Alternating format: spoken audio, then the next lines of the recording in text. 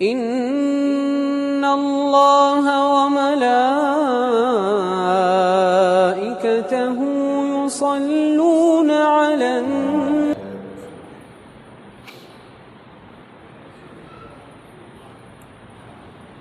الحمد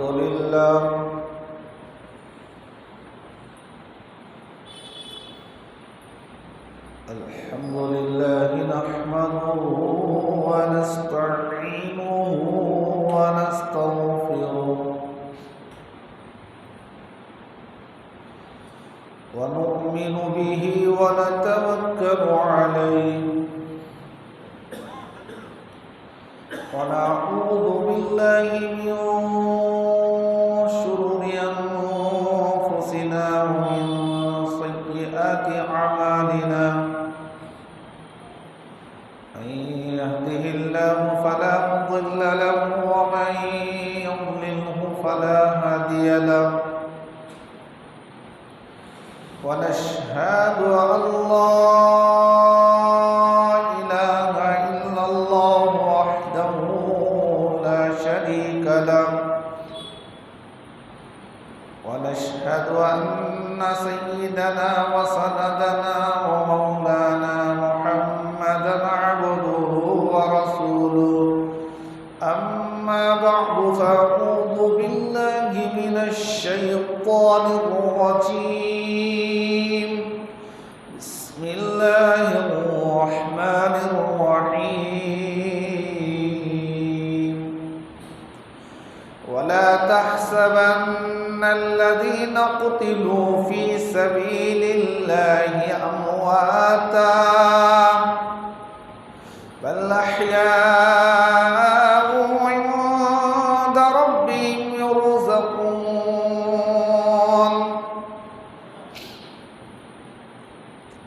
وقال النبي صلى الله عليه وسلم: الحسن والحسين سيدا شباب أهل الجنة. وكما قال عليه الصلاة والسلام: صدق الله مولانا العظيم وصدق رسوله النبي الكريم ونحن على ذلك لمن الشاهدين والشاكرين والحمد لله رب العالمين. اللهم صل على محمد النبي الأمي وعلى آله وأصحابه وأزواجه وذرياته وأهل بيته وسلم تسليما كثيرا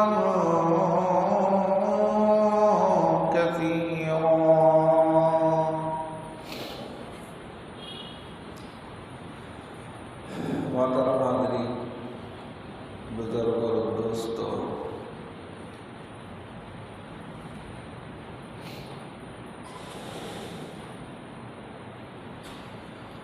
گزشتہ جمعہ بات یہاں تک پہنچی تھی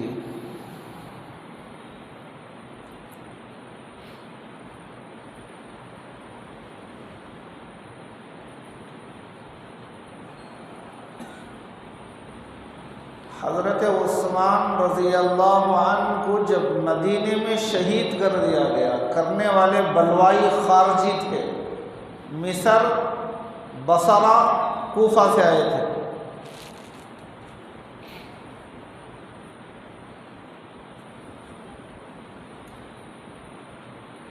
گھر کا حصار لگایا، مسجد جانے سے روکا، گھر سے نکلنے سے روکا، شہید کر دیا۔ 8 دن تک شہادت کے بعد 8 دن تک مدینے کے اندر بلوائیوں کی حکومت تھی۔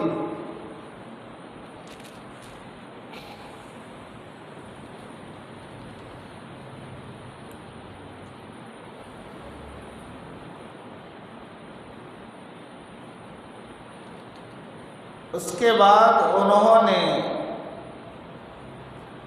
سازش رچائی، پلاننگ بنایا،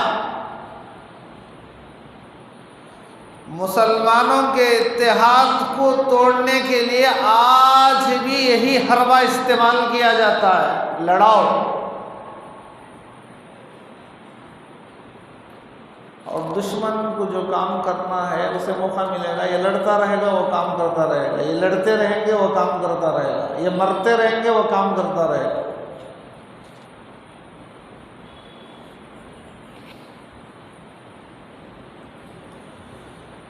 جب ان کی حکومت قائم ہوئی 8 دن حکم یہ نافذ کر رہے ہیں، نماز یہی پڑھا رہے ہیں، تو انہوں نے اور بھی اپنے ہم نوا ہم خیال اپنے چیلوں کو انہوں نے اور بلایا، تو مصر سے عبداللہ بن سبا آیا خارجی، اس نے اور بھی ورغلایا، لوگوں کو بہکایا، اور مدینے کے اندر جو 3 بزرگ تھے، حضرت علی، حضرت زبیر، حضرت طلحہ رضی اللہ عنہ، تینوں صحابی، ان تینوں سے الگ الگ جا کر ان بلوائیوں نے، عبداللہ بن سبا نے اپنی ایک جماعت کو لے کر، اپنے شر پسندوں کو لے کر، ہر ایک کے پاس الگ الگ گیا، جا کر سازشی کہا آپ فوراً امیر المومنین بن جائیں، ہم آپ پر بیعت کریں گے۔ حضرت زبیر نے کہا کہ نہیں، حضرت طلحہ کے پاس گئے، انہوں نے کہا کہ نہیں میں نہیں بنوں گا۔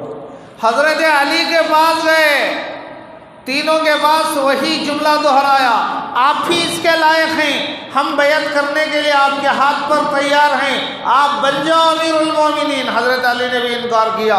جب تینوں نے صاف انکار کر دیا، کسی کو کرسی پسند نہیں تھی، لوگ کہتے ہیں کہ کرسی کا مسئلہ تھا اس لیے جنگ ہوئی، یہ ہوئی وہ ہوئی، حق اور باطل کی جنگ تھی۔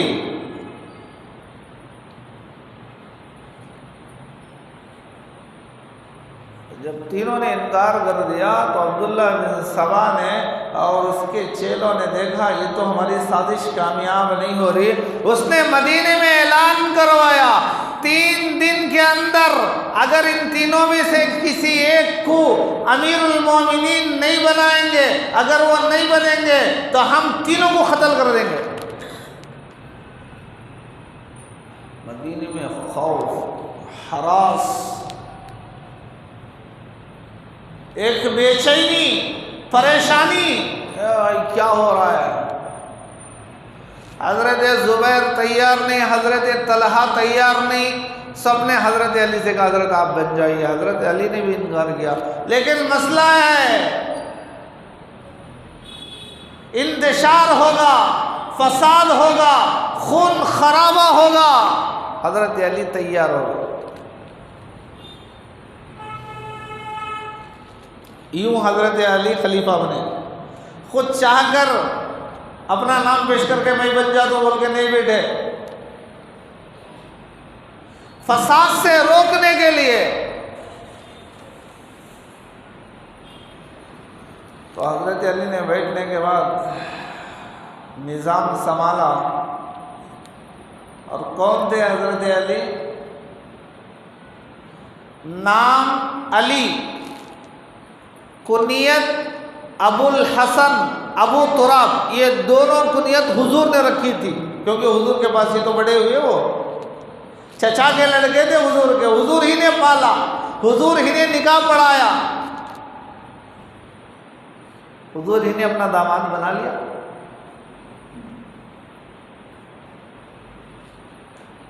حضرت علی کے والد کا نام ابو طالب، والدہ کا نام فاطمہ بنت اسد بن ہاشم۔ تو حضرت علی کا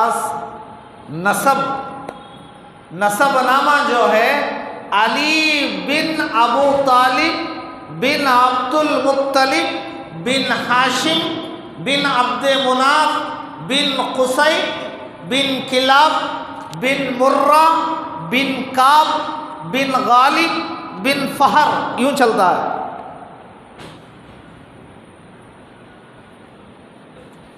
میانہ خط کے تھے حضرت علی، بہت چالاک، ذہین، طاقتور، حضور کے چہتے اہل بیت سارے جنگوں میں حضور کے ساتھ شریک رہے سوائے ایک جنگ تبوک۔ جنگ تبوک میں حضور نے خود ان کو مدینے میں رکا کر گیا تھا، مدینے کے عامل بنا کر گئے تھے، تم یہیں رہو، نائب ہو تم میرے۔ جنگ احد کے اندر 16 زخم لگے حضرت علی کو، 16 زخم۔ اور خیبر کے موقع پر ایک قلعہ تھا، فتح ہی نہیں ہو رہا تھا، اللہ کے رسول نے فرمایا کل جھنڈا اس کے ہاتھ میں دوں گا جس کے ہاتھ پر وہ قلعہ فتح ہو جائے گا۔ لوگوں کو انتظار تھا، صحابہ نے دیکھا وہ کون ہے، صبح میں اللہ کے رسول نے جس کے ہاتھ میں جھنڈا پکڑایا وہ علی بن ابی طالب تھے۔ انہوں نے خیبر کے دروازے کو اکیلا اکھاڑ کر پیٹھ سے اٹھا کر پھینکا۔ روایت میں آتا ہے جب وہ جا کر گرا تو اسے ہلانے کے لیے کئی سو آدمی مل کر ہلا میں ہل نہیں رہا ہے، اتنے بہادر۔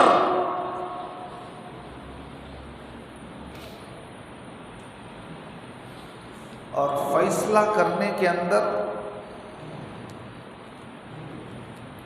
عجیب اللہ نے صلاحیت دی تھی۔ اقتاء زمانہ کتابوں میں لکھا ہے ایک 2 آدمیوں کا فیصلہ آیا حضرت علی کے پاس۔ کیا فیصلہ تھا؟ 2 آدمی کہیں مل کے جا رہے تھے، درمیان میں کھانے کے لیے بیٹھے، ایک کے پاس 5 روٹی، ایک کے پاس 3 روٹی۔ جب دونوں نے اکٹھا ہو کے بیٹھے، ایک تیسرا مسافر آ گیا، اسے بھی انہوں نے کھانے میں بلا لیا۔ تینوں جب کھانے سے فارغ ہو گئے تو جو مسافر آیا تھا مہمان، وہ جاتے ہوئے بطور تحفہ 8 درہم دیتا ہوا گیا کہ بھائی تم لوگوں نے مجھے کھانا کھلایا ہے، یہ آپس میں تقسیم کر لو، دے کے چلا گیا۔ اب جس کے 5 روٹیاں تھے اس نے 5 درہم لیا، جس کے 3 روٹیاں تھیں اسے 3 درہم دیا۔ تو 3 روٹی والا بولا نہیں آدھے آدھے کرو۔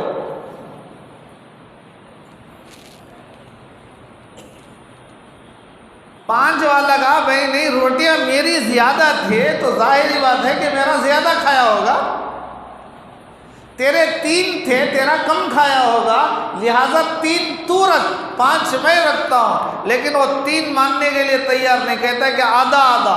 مسئلہ حضرت علی کے پاس گیا۔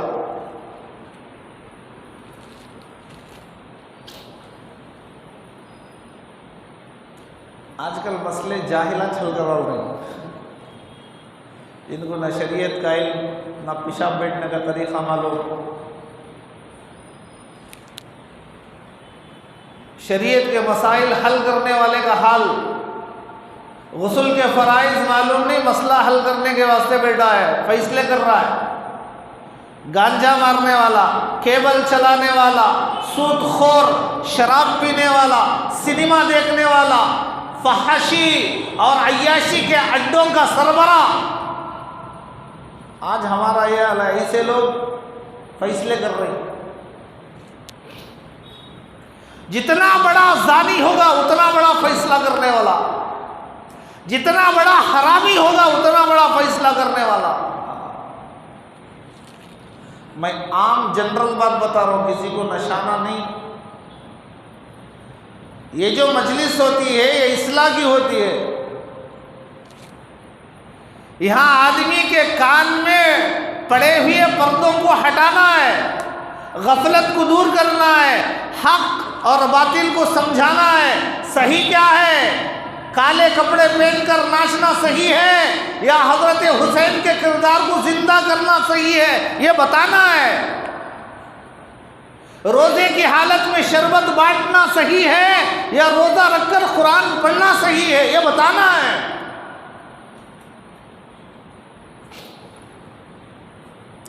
مزے کا نام دین نہیں۔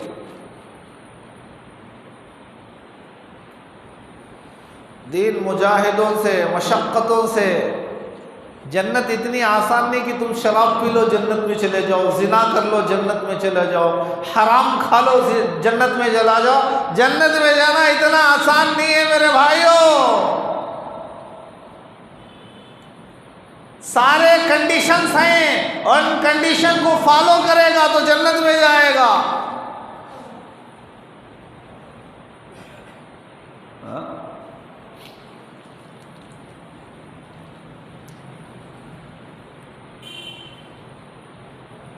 تو حضرت علی رضی اللہ عنہ کے پاس فیصلہ پہنچا. حضرت علی،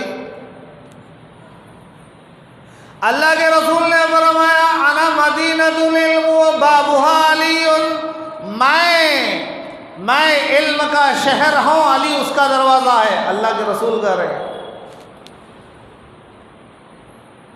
جسے علم کا دروازہ اللہ کے رسول کہہ دے، اس کے علم کا کوئی اندازہ لگا سکتا ہے؟ اس کا ذہانت کا کوئی اندازہ لگا سکتا ہے؟ تو حضرت علی کے پاس گیا تو انہوں نے دونوں کی بات سنی. ایسا نہیں کہ جیسے آج ہوتا ہے، اپنا آدمی ہے تو اس کا الگ فیصلہ، اجنبی ہے تو اس کا الگ فیصلہ، عورت گوری ہے تو اس کا الگ فیصلہ، کالی ہے تو الگ فیصلہ، مال والی ہے تو الگ پیسہ، بیک گراؤنڈ اگر کوئی روبدار ہو تو الگ فیصلہ. حضرت علی نے پوچھا کیا مسئلہ ہے؟ دونوں نے مسئلہ بتایا. انہوں نے سنا، کہنے لگے تھے، 3 روٹی والے سے کہنے لگے بھئی تیرا خیر اسی میں ہے کہ وہ تجھے 3 دے رہا ہے، 3 لے لے، اس میں تیرا خیر ہے. اس نے کہا نہیں حضرت، مجھے انصاف کرو. حضرت علی نے فرمایا میں انصاف کرا تو تجھے 3 درہم نہیں ملتے، 1 درہم ملتا، 1 روپہ. یہ کیسا حضرت؟ میں تمہارے پاس بڑے آدمی سمجھ کو تمہارے پاس آیا، تمہیں آدھے آدھے دلاتی مل کر، اور تمہیں وہ بھی 3 کو جا کر 1 کر رہی. حضرت علی نے کہا اگر انصاف کا فیصلہ کرو تو پھر 1 ملے گا. اس نے کہا مجھے دلیل سے ثابت کرو، بتاؤ کیسا 1 مجھے ملے گا. تو حضرت نے سمجھا کہ دیکھ تیرے 3 روٹیاں، اس کے 5 روٹیاں، کل 8 روٹیاں، کھانے والے 3، کتنا کھائے اللہ جانے کتنا کھائے، لیکن اندازے سے تینوں برابر کھائے. اب برابر کیسا؟ 1 روٹی میں 3 ٹکڑے کرو تو 8 روٹیوں میں 24 ٹکڑے ہوں گے. 1 روٹی میں 3 ٹکڑے کرو، 1 نوالا، 2 نوالا، 3 نوالا. بعض لوگ ایسے ہوتے ہیں پوری روٹی کو 1 نوالا اندر شامی رکھ کر مارا تو سیدھا پیٹ میں.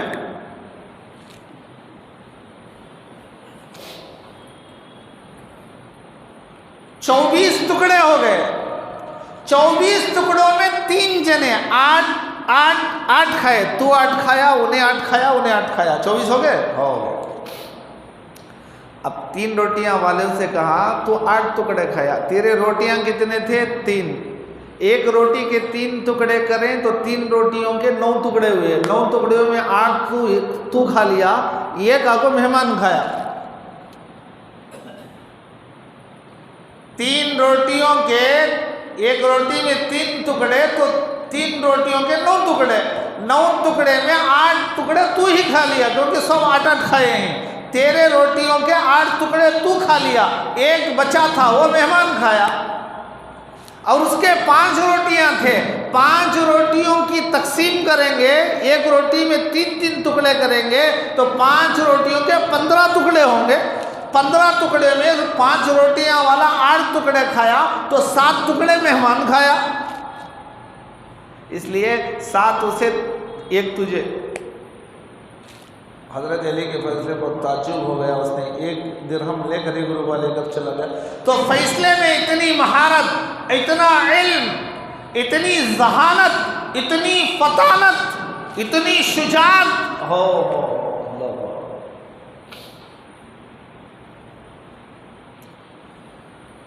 تو حضرت علی رضی اللہ عنہ کا جو دور ہے، وہ دور کے اندر بہت سارے فتنے سر اٹھائے.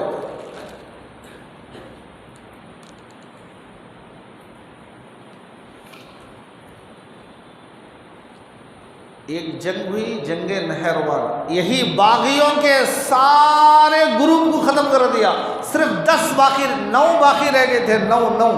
ان 9 لوگوں نے فارس کا سفر کیا، حضرت علی کے خلاف بھڑکایا، لیکن کوئی تیار نہیں ہوا.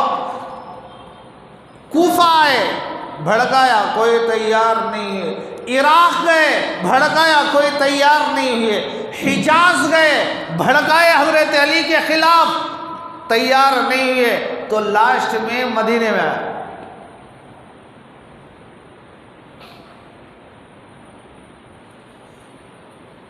یوں کرتے کرتے کرتے کرتے مکہ پہنچے. مکے میں ایک ہی ذہن کے 3 آدمی مل گئے. تینوں حضرت علی کے خلاف. وہ خلاف جو آدمی رہتے ہیں نا وہ فوراً ایک ہو جاتے ہیں. آپ تجربہ کر کے دیکھ لو. اور انہوں نے مدینے کے اندر 3 آدمی ایک ہی ذہن کے مل گئے. وہ بھی حضرت علی کے دشمن, یہ بھی حضرت علی کا دشمن, یہ بھی حضرت علی کا دشمن. اور وہاں پر بیٹھ کر سازش ہوئی, کیا کرے, کس طرح کیا جائے, کیا کرے, ہمارے جو بڑے مارے گئے ان کا بدلہ کیسا لیا جائے, نہروان میں مرنے والوں کا بدلہ کیسا لیا جائے.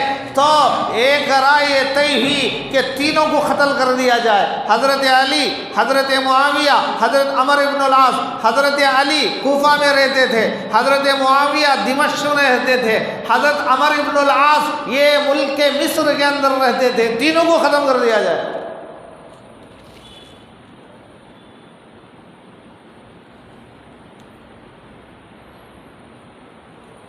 دن ایک ہو, ٹائم ایک ہو, وقت ایک ہو. حملے کا وقت برابر, یہاں تم جو حملہ کرو گے اسی ٹائم پر وہاں بھی حملہ ہو, وہاں بھی حملہ ہو, ایک ہی وقت میں تینوں ختم ہو جائے. دیکھو سازش کیسی ہے.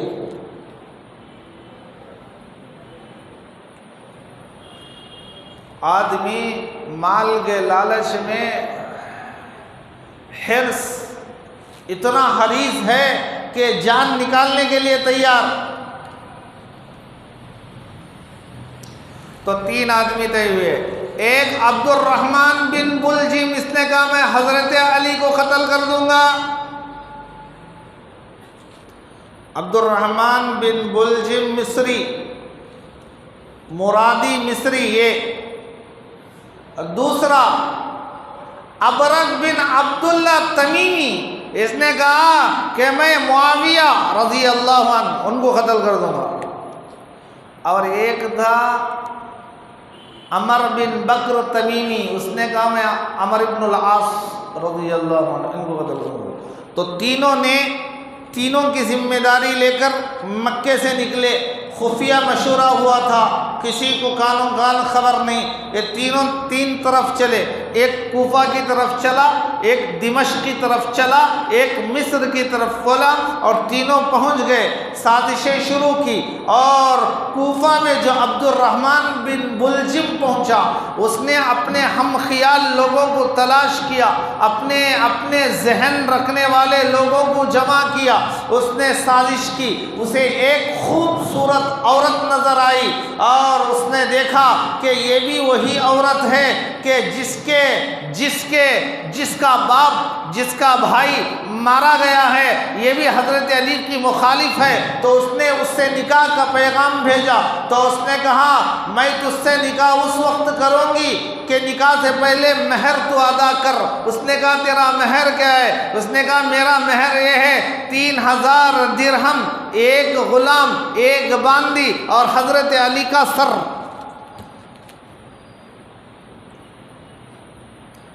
عبد الرحمن بن بلجم نے کہا میں پردیسی ہوں, مسافر ہوں, 3000 بھی نہیں دے سکتا, غلام باندی بھی نہیں سکتا, لیکن علی کا سر لا کے رکھ سکتا ہوں. اس نے کہا مجھے آخر کی شرط اگر تو پورا کرے گا تو پہلے کے 3 بھی معاف کرتی ہوں, جا. اس نے اسے شادی کر لیا. اس نے اور بھی 2-3 آدمی اس کے ساتھ دے دی. شیبہ بن شجرہ اور ایک آدمی, 3 آدمی مل کر جمعہ کی رات میں ہی جا کر کوفہ کی جامع مسجد میں دروازے کے پیچھے چھپ کر بیٹھ گئے.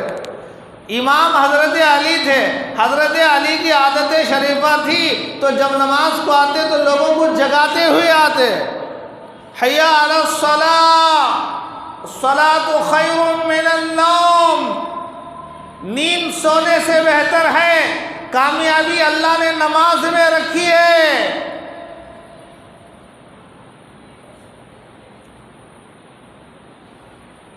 آج ہمارے مسلمانوں کا حال رات بھر یا ویلا ہا کرتے ہی فجر کے وقت میں پڑھ کے سو جاتے، رات بھر ناچ رہا ہے محبت میں، رات بھر گا رہا ہے، فجر کے وقت میں نیند لگ گئی، فجر کے وقت میں سو گیا۔ نماز چھوڑ کے سونے والا کہیں اہل بیت سے محبت کرنے والا ہو سکتا ہے؟ نہیں۔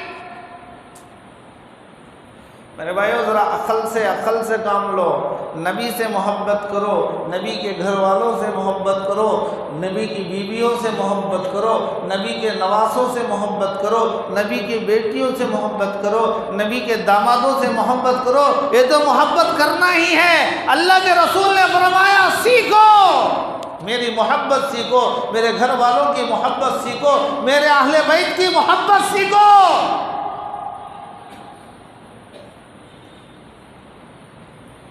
لیکن اندھی محبت نہیں، آنکھ والی محبت چاہیے، اندھی نہیں۔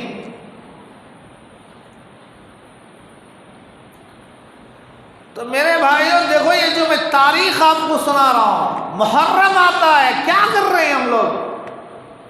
محرم کیا پیغام دے رہا ہے؟ ہمارے زندگی میں ہمارے جسم کے بال سفید ہو گئے، ہمارے دان جھڑ گئے، کتنی مرتبہ محرم آیا اور ہماری زندگیوں میں کیا نئی چیز آئی، انقلاب کیا آیا؟ وہی جیسا تھا اب بھی ہے۔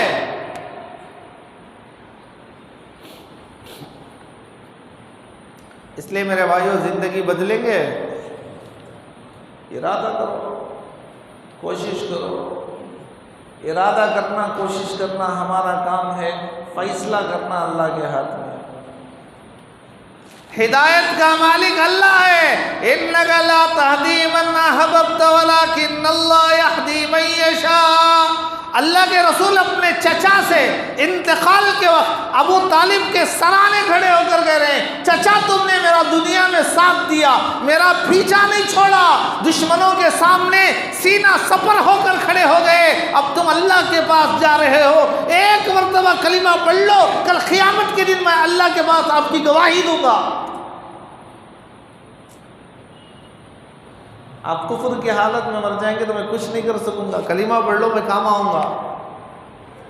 آیت نازل ہوئی، اِنَّكَ لَا تَهْدِي مَنْ أَحْبَبْتَ وَلَكِنَّ اللَّهَ يَهْدِي مَن يَشَاءُ۔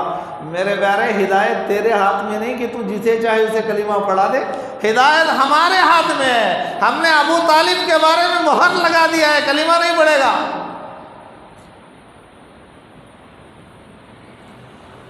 کلمے کی دولت معمولی نہیں ہے میرے بھائیوں مسلمانوں۔ کلمے کی جو دولت ہے سب سے بڑی دولت ہے۔ یہ پیسہ ہی دولت نہیں ہے، یہ تو ختم ہو جائے گا۔ کلمے کی جو دولت ہے وہ تمہیں جنت میں لے جائے گی، اللہ سے ملا دے گی۔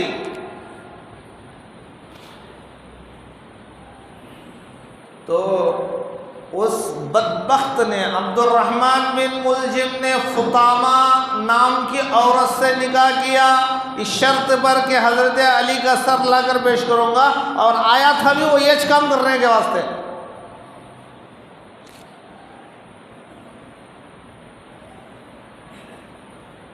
فساد پھیلانے والے جو رہتے نا، فساد پھیلانے والے، انہوں سب سے پہلے ذہن بنانے کی کوشش کرتے ہیں، دیکھو دیکھو دیکھو انہوں ایسا ایسا بولا، انہوں ایسا بولا، انہوں ایسا بولا، سب ملا کر نشانہ اس کے اوپر، جس کے خلاف ہے اس کی ہر چیز کو، چھوٹی چھوٹی چیز کو غلطی بتا کر پیش کر کے اس کا مخالف بنانا۔ یہ عادت ہمارے اندر بھی ہے، یہ وہاں سے چلی آ رہی ہے۔ تو 3 آدمی تیار ہوئے، جمعہ کے دن رات میں جا کر بیٹھ گئے، جو اور 2 گئے تھے وہ بھی اپنی اپنی جگہ میں چلے گئے، دمشق کی مسجد میں وہ بھی، کیوں؟ اس لیے کہ پہلے طے ہوا تھا تینوں پر اٹیک، جمعہ کا دن ہو، فجر کی نماز ہو، کیونکہ تینوں امام ہیں۔ نماز پڑھانے آئیں گے، امام ہو اور نماز نہ پڑھے؟ دین کی دعوت ہم دیں، ہم ہی فجر چھوڑ کر سو جائیں؟ محلے والے اس کا احترام کرنا تو اور کی بات، پڑوس اس سے کہے گا یہ بدبخت کون ہے بھائی؟ اللہ انسانوں کے دل سے محبت کو ختم کر دیں گے۔ تو فجر کی نماز میں تینوں آئیں گے، تو جمعہ کا دن ہو، فجر کا وقت ہو، تینوں پر ایک ہی وقت میں حملہ ہو، دن ٹائم وقت سب طے، تو تینوں اپنی اپنی جگہ چلے گئے۔ اللہ کا کرنا ایسا ہوا کہ جمعہ کے دن جب حضرت علی فجر کی نماز پڑھانے کے لیے آواز لگاتے ہوئے آئے تو یہ جو 3 آدمی چھپ کر بیٹھے تھے ان میں سے ایک نے فوراً حملہ کیا، لیکن اندھیرے میں اسے پتہ نہیں چلا، اس نے حضرت علی پر وار کرنے کے بجائے دروازے کی چوکٹ پر یا دیوار پر تلوار مار دیا۔ حضرت علی آگے بڑھے، دوسرا جو عبد الرحمن بن ملجم تھے، 3 آدمی چھپ کر بیٹھے تھے، عبد الرحمن بن ملجم نے آگے بڑھ کر ایسا وار کیا، یہاں پیشانی سے ہوتی ہوئی تلوار یہاں کن پٹی تک اتر گئی، اتنا اندر زخم اترا کہ دماغ تک پہنچ گیا، حضرت علی گر پڑے۔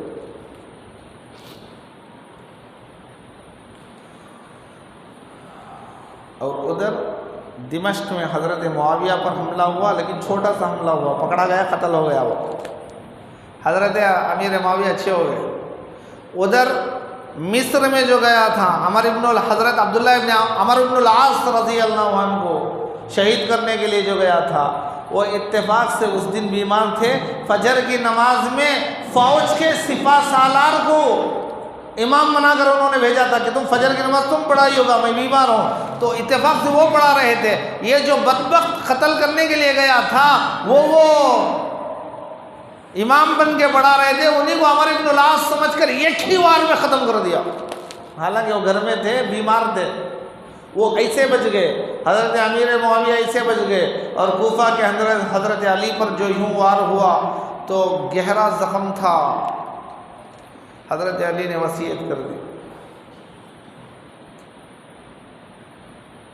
جمعہ کے دن وار ہوا تھا، حملہ ہوا تھا، ہفتے کے دن انتقال ہو گیا۔ حضرت حسن نے، حضرت حسین نے اور ایک صحابی نے تینوں مل کر غسل کیا، غسل دیا، کفن پہنایا، نماز جنازہ حضرت حسن نے پڑھوائی، اور تدفین حضرت علی کی کہاں ہوئی، خبر کہاں ہے اللہ بہتر جانے کہاں ہے، کسی کو پتہ نہیں۔ کیوں؟ اس وقت میں ڈر تھا اگر خبر کا پتہ چلے گا تو دشمن خبر سے کھود کر ناش کو نکال کر بے حرمتی کریں گے، اس لیے پتہ نہیں کہاں ہے، کوفہ میں ہے، بصرہ میں ہے، مدینے میں ہے، کہاں ہے اللہ بہتر جانے کہاں ہے۔ یقین کے ساتھ نہیں بول سکتے کہ یہ حضرت علی کی خبر ہے، نہیں، جیسے حضور کی خبر کے بارے میں یقین کے ساتھ بول سکتے ہیں یہ محمد الرسول اللہ صلی اللہ علیہ وسلم کی آرام گاہ ہے۔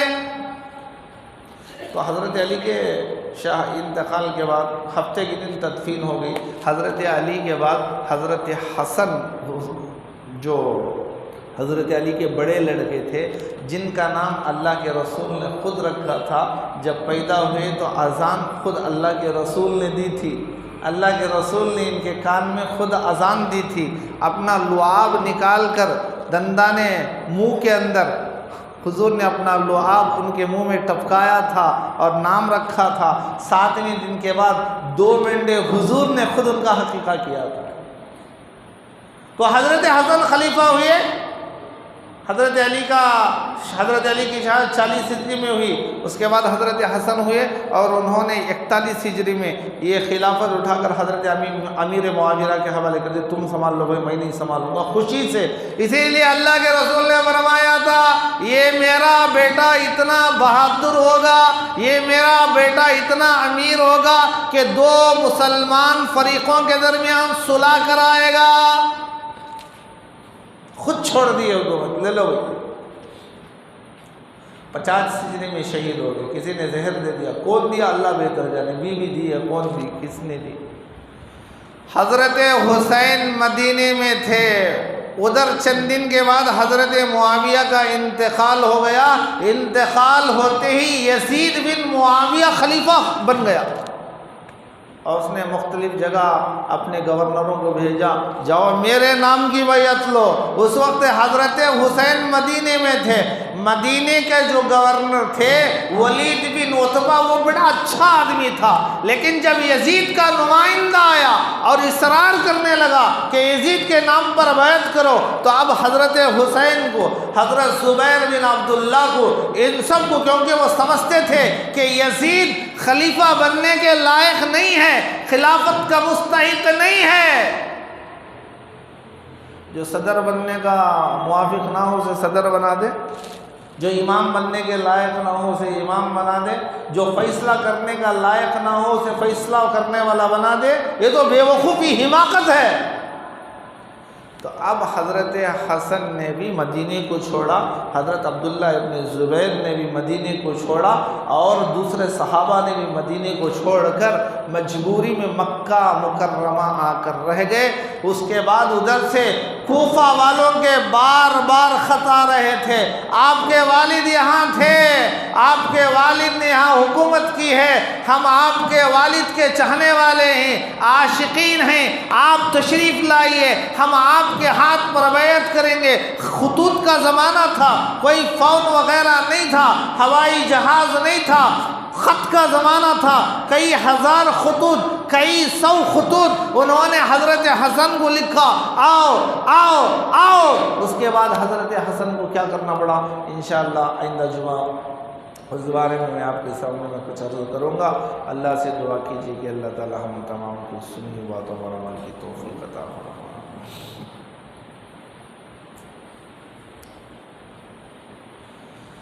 ایک مسئلہ ہے، اسے جاننا ضروری ہے، ایک مسئلہ ہے، اسے کیا بھائی عمل کریں گے؟ کوئی سو تو نہیں رہنا، سو رہے تو میرا پیار سے دبا کر جگاؤ، پیار سے۔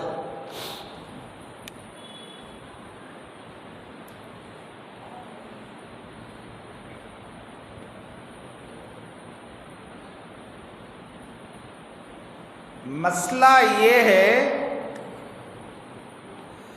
پہلے کی صف فل ہو گئی ہے، اب ہمیں نماز کو آئے، پیچھے کون بھی نہیں، اکیلا کھڑا ہو کر پیچھے کی صف میں اکیلا نماز کی نیت باندھ کے کھڑے ہو کر نماز پڑھ سکتا ہے یا نہیں؟ علماء نے لکھا ہے کہ نہیں پڑھ سکتا، نماز مکروہ تحریمی ہو جائے گی۔ اب کیا کرے؟ سامنے کی پوری فل ہے، بیان تو رہا تو آدمی کے گردن کو چیر لے کو انگل لے کو آخر میں آنے والا وہاں کو سامنے بڑھ جاتا نماز میں، امام صاحب کے بعد آ کر کھڑے ہوتا نماز میں، صفا چیر لے کو انہوں وہاں لاکھ کر کو پہنچے وہاں گرا ڈالتی نماز میں چلتی ہیں، چیر لے کے آنے کی کوشش کر کیا کرتے ہیں، پانچ ایک پینترا استعمال کر کے، ہروا استعمال کر کے انہیں منہ کے بل نیچے گرنا، وہی سب پاؤں آڑا رکھتی، آنے نہیں ہوتا۔ اب کیا کرے؟ پیچھے ہی کھڑنا ہے، لیکن اکیلا کھڑ کے نماز پڑھے گا تو نماز مکروہ تحریمی۔ اب کیا کرے؟ تو علماء نے لکھے انتظار کرے کوئی بوڑھا آئے، کہ تو نوجوانوں تو آتے نہیں، جمعہ میں نہیں آتے، اب دوسری نمازوں میں کہاں سے آتے ہیں؟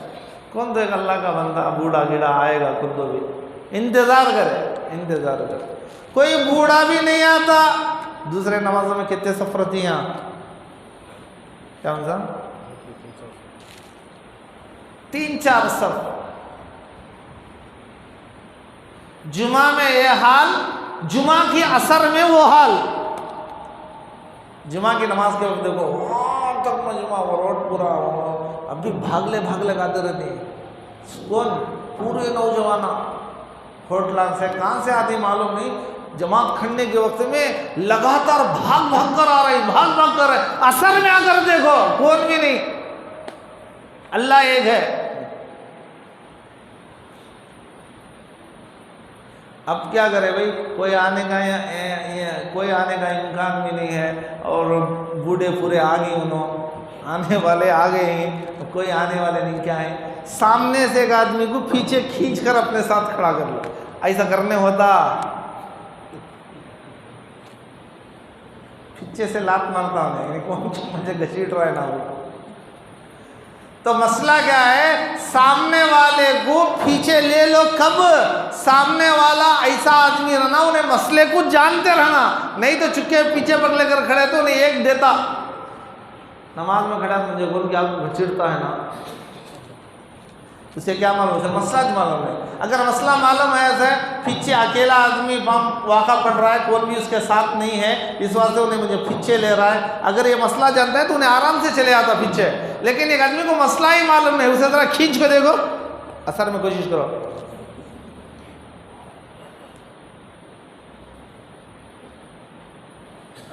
اس لیے مسائل کو جانو میرے بھائیو، مسائل سمجھو. مسائل دین ہے، دین پر چلنا مسائل سے سمجھ میں آتا ہے. تو اب کیا کریں، انہیں مسئلہ نہیں جانتا اور کوئی آنے والا بھی نہیں ہے. اب زیادہ دیر میں کریں گا تو امام صاحب فوراً سلام پھیر رہی، نماز ہی ختم ہو رہی ہے، کیونکہ 5 منٹ میں نماز. زیادہ لمبا کرے تو پھر شکایت نہیں بھئی، یہ مسجد کو نہیں جانا ہے، یہاں 10 منٹ فجر کی نماز ہوتی ہے، وہاں چلے جائیں گے 3 منٹ میں ختم ہوا ہے. کمپٹیشن. اب 3 منٹ میں نماز ہو جاتی ہے تو انتظار کر لے کر کھڑا، کون بھی نہیں آیا تو انہیں سلام پھیر رہا امام صاحب، کیا کرنا؟ تو ایسے وقت میں کیا کرے؟ ایسی مجبوری ہے کہ نماز ہی ختم ہو جاتی ہے، سامنے سے پیچھے آنے کے واسطے کوئی تیار نہیں، مسئلہ جاننے والا بھی نہیں ہے، کوئی نیا نماز کو آنے والا بھی نہیں ہے، میں اور انتظار کروں گا تو نماز ہی نکل جائے گی. تو ایسی مجبوری میں اکیلا ہی کھڑا ہو کر نماز پوری کر لے امام کے ساتھ. اگر ایسی مجبوری ہے تو نہیں، تھوڑی دیر انتظار کرنے میں کوئی نہ کوئی آئے گا تو تھوڑی دیر انتظار کر لو، جب وہ آ جائے گا تو دونوں مل کر کھڑے ہو کر نماز پڑھو اس امام کے ساتھ. پیچھے صف والے، صف میں اکیلا نہیں رہنا، یہ مسئلہ میں بتانا چاہتا ہوں. سمجھ میں آیا بھائی؟ اللہ ہمیں عمل کی توفیق عطا فرمائے.